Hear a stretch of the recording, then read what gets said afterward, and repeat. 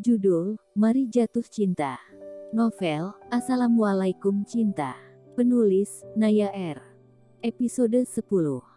Selesai salat maghrib berjamaah, Amara menunggu Fahri di teras masjid. Satu persatu jamaah meninggalkan masjid. Amara melihat Fahri berjalan ke arahnya dari pintu samping. Memakai celana bahan warna coklat muda dan baju koko warna coklat tua, Fahri terlihat begitu gagah di mata Amara. Entah kemana saja ia selama ini, sehingga baru menyadari pesona laki-laki itu. Berangkat sekarang. Tapi, nanti abis Isya siapa yang menggulung karpet dan menyapu masjid? Tenang saja, di sini ada 2 orang Garin.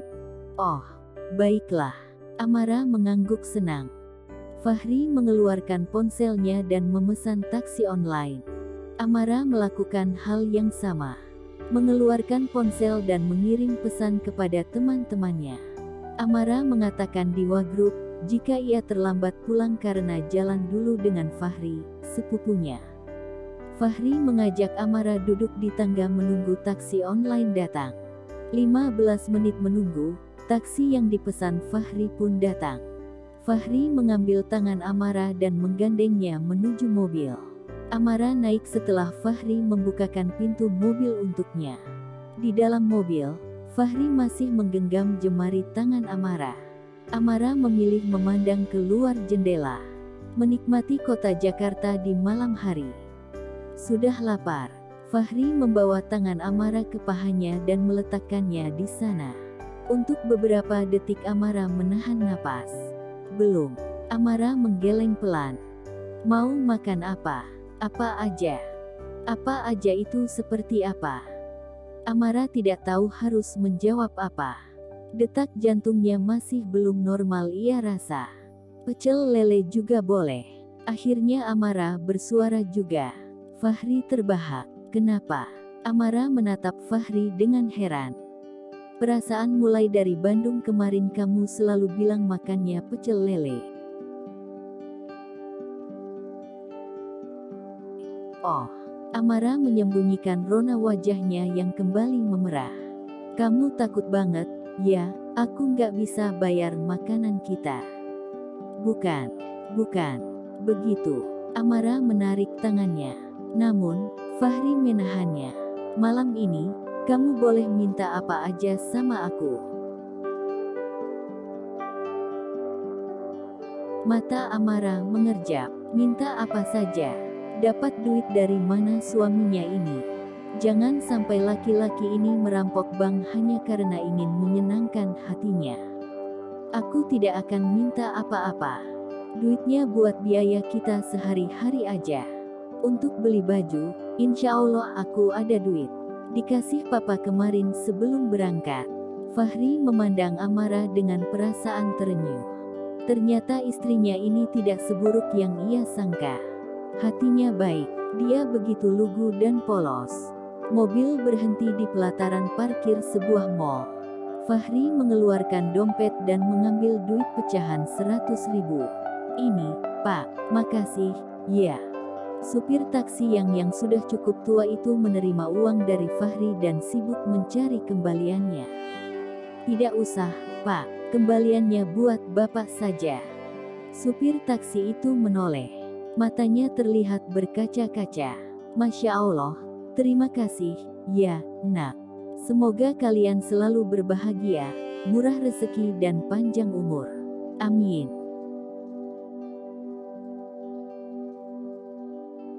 Fahri dan Amara turun dengan perasaan terharu.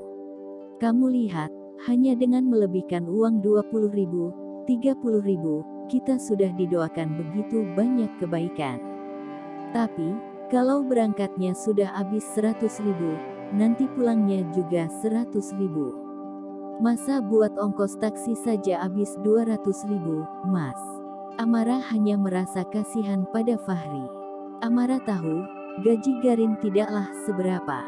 Kata papanya sekitar 1 juta sampai 2 juta. Gak apa-apa. Di dalam rezeki kita juga ada rezeki orang lain. Kalau kita ikhlas, insya Allah Allah akan menggantinya dengan yang lebih berkah. Fahri menggandeng tangan Amara masuk ke mall. Amara menarik napas dalam. Sikap romantis Fahri membuat dadanya seperti kehabisan oksigen. Terasa sesak, namun juga mendebarkan. Melewati toko demi toko, akhirnya mereka sampai di sebuah toko pakaian wanita. Bisa pilih sendiri. Amara mengangguk. Mas duduk aja di sini. Amara menunjuk tempat duduk di dekat kaca besar. Oke, tapi kalau perlu pendapat nanti, jangan segan-segan nanya, ya. Siap. Amara mulai berjalan dari satu konter ke konter lainnya. Setelah memperhatikan semua pakaian-pakaian yang dipajang dengan seksama, Amira memilih 2 setel pakaian yang bisa dipakai untuk kerja. 2 buah rok model payung dengan 2 buah blus polos yang cukup longgar.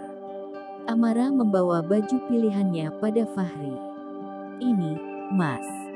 Fahri bangkit dan mengambil salah satu blus dari tangan Amara. Dengan santai laki-laki itu menggantungkan blus tersebut di tubuh Amara. Amara menahan napas. Gak ada yang nutup bokong. Ini gak cocok, ya. Bukan gak cocok sih, tapi kamu akan kelihatan makin cantik dan anggun jika blusnya sedikit lebih dalam lagi.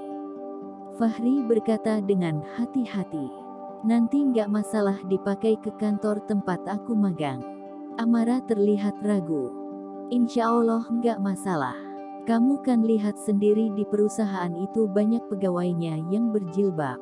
Hampir sebagian besar berjilbab. Oke, aku coba cari lagi, ya.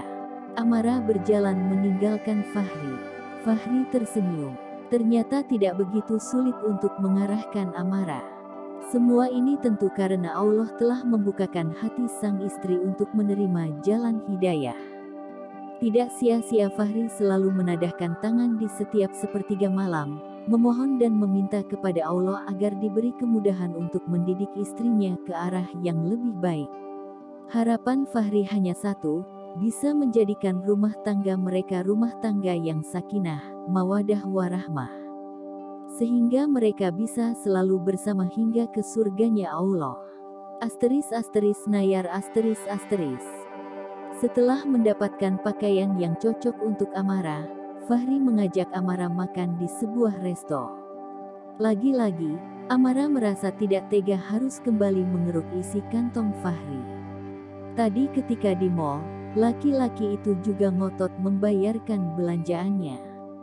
Dan sekarang, membawa Amara lagi makan di tempat yang cukup mewah seperti ini. Amara hanya memesan sop ikan dan es teh manis. Sementara Fahri memesan beberapa makanan olahan seafood. Amara membuka ponselnya dan melihat sudah puluhan chat di grup gadis kece. Mereka heboh menanyakan kenapa Amara belum pulang juga. Amara tersenyum. Nanti mau pulang ke tempat teman-teman atau ikut sama aku? Amara menimbang-nimbang. Aku pulang ke tempat teman-teman aja, ya. Karena aku masih belum cerita tentang kita pada mereka. Memang sudah mau cerita. Amara mengangguk. Gak malu. Aku gak pernah malu kok. Cuma belum siap aja untuk cerita. Fahri tersenyum. Meski aku seorang garin masjid. Meski kamu seorang garin masjid. Amara mengangguk yakin.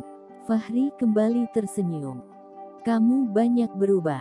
Fahri mengambil tangan Amara dan menggenggamnya dengan lembut. Amara memalingkan wajah. Kembali desiran di hatinya mengantarkan rasa panas. Untung makanan segera tiba. Makan yang banyak. Fahri mengusap kepala Amara dengan sayang. Amara hanya mengangguk. Setelah membaca doa, mereka lalu makan tanpa banyak bicara. Fahri berulang kali menatap Amara yang lebih banyak makan dengan menunduk. Entah mengapa, tiba-tiba perempuan di hadapannya ini seperti takut bersitatap dengannya. Padahal beberapa waktu lalu, sebelum mereka berpisah, tidak seperti itu. Sikap Amara sangat biasa-biasa aja. Teman-teman kamu mau dibelikan apa? Fahri telah menyelesaikan makannya. Amara juga sama. Gak usah, Mas. Mereka sudah masak katanya tadi. Oh, ya. Di apartemen yang dipinjamkan oleh teman Mas itu, sudah tersedia lengkap bahan-bahan untuk masak. Alhamdulillah, syukurlah. Teman-teman pada penasaran, pengen ketemu sama bos tempat kami magang itu, Mas. Kok orangnya baik banget, padahal kan gak kenal sama kami. Kamu gak pengen ketemu juga? Pengen juga sih, Mas. Aku pengen ngucapin terima kasih karena sudah banyak membantu kami. Insya Allah suatu saat kamu dan teman-temanmu pasti bisa ketemu. Toh dia berada di tempat yang sama dengan kalian. Iya, Mas. Tapi, sudah beberapa hari berada di sana, masa kami belum pernah lihat bos itu masuk kantor-kantor? Ya, Mas. Kamu itu, ya, makanya harus banyak baca. Di cerita-cerita yang ada di novel atau aplikasi online, pasti ada dijelaskan kalau bos itu punya pintu khusus dan punya liftnya sendiri. Fahri mencubit pipi Amara dengan gemas. Au, sakit, Mas. Amara melotot. Maaf, kamu bikin aku gak tahan. Gak tahan kenapa, Mas? Mata Amara menatap Fahri dengan heran. Udah, ayo, kita pulang. Fahri bangkit dan mengambil tangan Amara. Mereka berjalan menuju kasir. Amara mengikuti langkah Fahri masih dengan banyak tanya di kepalanya. Fahri kembali memesan taksi online. Di dalam mobil, Amara kembali menghitung-hitung sudah berapa banyak uang Fahri yang keluar malam ini. Ya, Tuhan, Amara hampir terlonjak. Sudah hampir 1 juta.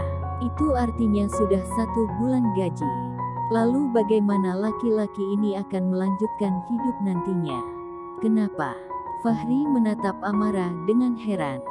Dari mulai masuk mobil tadi, Amara terlihat kasak kusuk sendiri.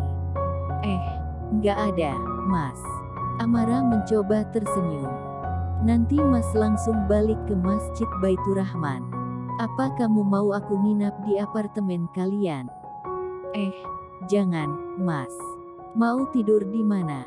Kamarnya cuma ada 2. Kami aja sudah gabung-gabung itu, ada yang berdua ada yang bertiga. Apa kamu mau tinggal sendiri? Biar nanti aku carikan. Jadi kapan aku mau, aku bisa tidur di tempat kamu. Gak usah, Mas. Sayang duitnya. Amara menggeleng kuat-kuat. Fahri tersenyum.